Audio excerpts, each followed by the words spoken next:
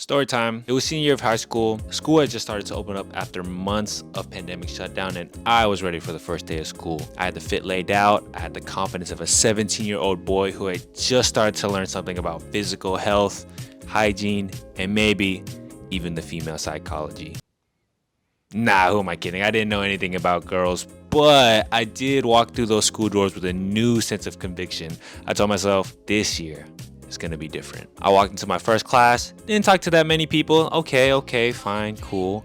Walked into my second class. Oh, these people aren't really my cup of tea. Lunchtime, everyone's already got their group of people. Friend groups are forming right in front of my eyes, left and right, and I gotta sit in the corner. The day goes on and I'm just like, it's been a long day. Let me just keep to myself. And with the groundbreaking debut senior performance, here are Sinai stats for the day. Social interaction, 0. Hi, what your names? 0. Checking the weather app, 20 plus times. Levels of Geometry Dash completed on your iPad alone, probably 3. And the social interaction one is false. I actually got 4 social interactions with my teachers. Yeah.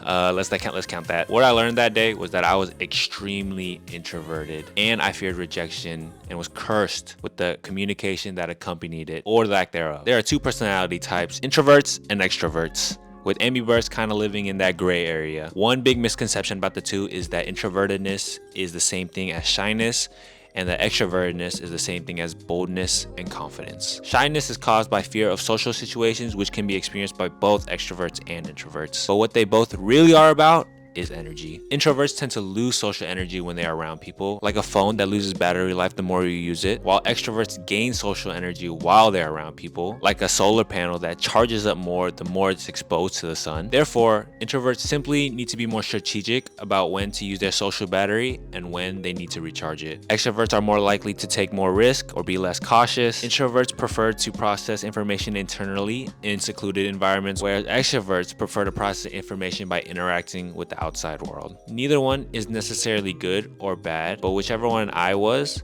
tended to bleed into my fear of rejection and communication. These weren't just my daily stats. These were my yearly averages. Are you an introvert or an extrovert?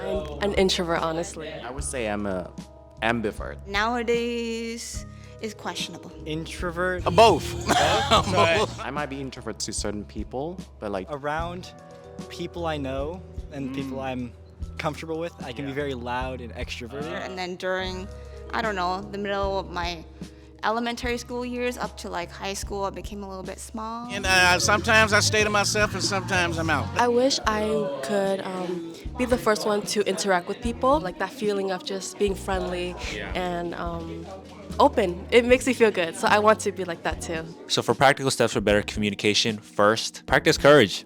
Take social risks. Let's do an experiment. Who do you think is more courageous? A professional skydiver who's done it a million times, or the first timer who got dragged into it by all his friends? Surprisingly, it's the newbie who's doing it for the first time, not the professional. Courage actually is not the absence of fear, but it's the willingness to do something even when you're scared. It's the beginner who chooses to do something for the first time. That's courage. Practice behaviors that don't come naturally to you. It's not just fake it till you make it, but it's fake it till it's not fake. Start a podcast, do a public speech, ask a stranger how their day's going. Oh, that was a no from the dog. it takes courage.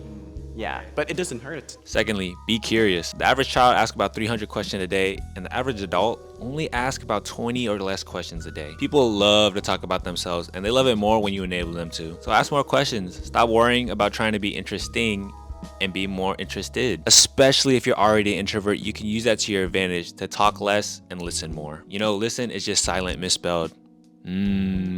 I cooked that one, I couldn't. Nah, I'm just kidding. That was not that deep at all. There's no connection there. That made no sense. But you know what I mean. Then lastly, there are just the practicals. The practical tips of communication that you might know already. Maintaining eye contact, changing up your volume levels, or just using hand gestures. Extroverts tend to think as they speak instead of before they speak. So they use filler words, and the clarity is just so practice pausing in between sentences so you can let your brain catch up with your mouth. Listen, the goal of this video is not to change you from an introvert to an extrovert or an extrovert to a less extrovert, but it's to make you more aware of which way you fall and to use that knowledge to improve your confidence and communication. And with that, I hope you have a good first day of school. Peace.